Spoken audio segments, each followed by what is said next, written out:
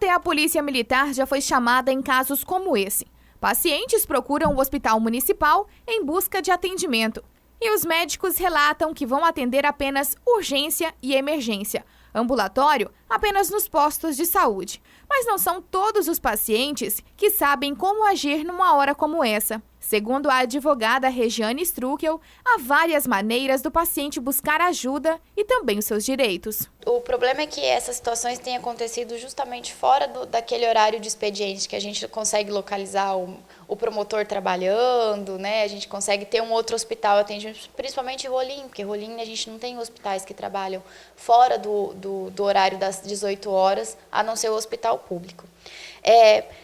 A questão de chamar a polícia militar, eu acredito que até teria uma certa pressão para que os funcionários do hospital pudessem fazer o atendimento, mas não é o que garante esse atendimento, tá? Então, o caminho é registrar o boletim de ocorrência e procurar depois o Ministério Público para que, se houver alguma falha na prestação de serviço, que tenha tido alguma prática criminosa, que o Ministério Público atue. Caso aconteça de ser necessidade de internação, vaga em outro hospital, medicamento, isso pode ser judicializado, ou seja, a população pode procurar a Defensoria Pública, advogados ou até mesmo o Ministério Público para que consiga essa medicação ou essa internação através do Poder Judiciário. Eu oriento também a, de repente, procurar o secretário de saúde, o diretor do hospital, às vezes até mesmo o prefeito, para ver se a gente consegue solucionar isso. Mas, assim, caso isso não seja possível, é o boletim de ocorrência, procurar o Ministério Público para que tomem as medidas cabíveis e também o Poder Judiciário, se for um caso de extrema urgência. Mas a falta de atendimento pode ser considerada uma omissão de socorro? É difícil a gente bater o martelo sobre o que seria ou não omissão de socorro.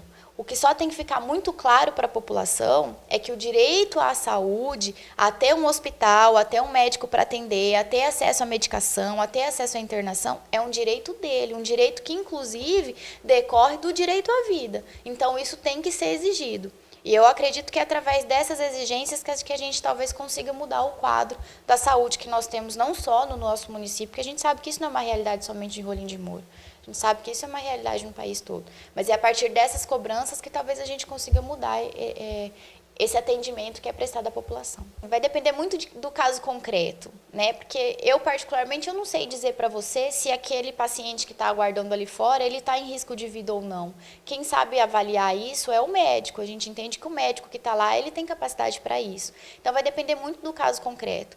Mas, havendo o risco de vida e esse médico se recusou ao atendimento, esse médico pode sim ter essa responsabilidade criminal depois que recaia sobre ele. Então, tem que ter bastante cuidado com isso. O boletim de ocorrência ajudaria depois para comprovar que houve uma eventual omissão de socorro, caso seja mesmo uma situação de omissão de socorro. Segundo o secretário de Saúde do município, a falta de médico realmente aconteceu. Mas o problema está sendo resolvido. Precisa contratar mais médicos, aquele processo seletivo está encerrando essa semana, tomou posse mais 2 médicos, né? Mas ainda não é o suficiente, a gente ainda precisa contratar mais 5, né? Aí já está encerrando já pelo processo seletivo, aquele primeiro que nós fizemos, e aí a gente já está vendo a possibilidade de ter que abrir um processo seletivo rápido, né? Para a gente preencher o quadro.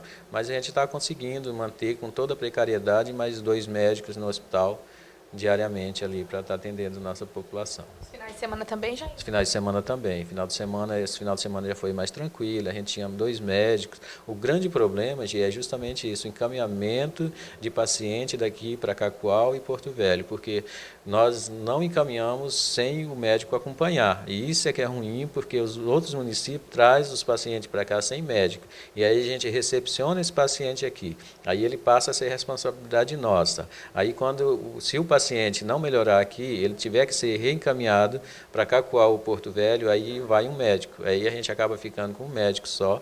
E aí chega os atendimentos de urgência mesmo, e ali tem muita gente ali para pegar um atestado, para pegar uma receita, e aí é a dificuldade nossa nos finais de semana. Durante a semana não, porque o paciente pode ir para um postinho de saúde, embora eles prefiram vir aqui no hospital, mas o certo é ir para os postinhos de saúde.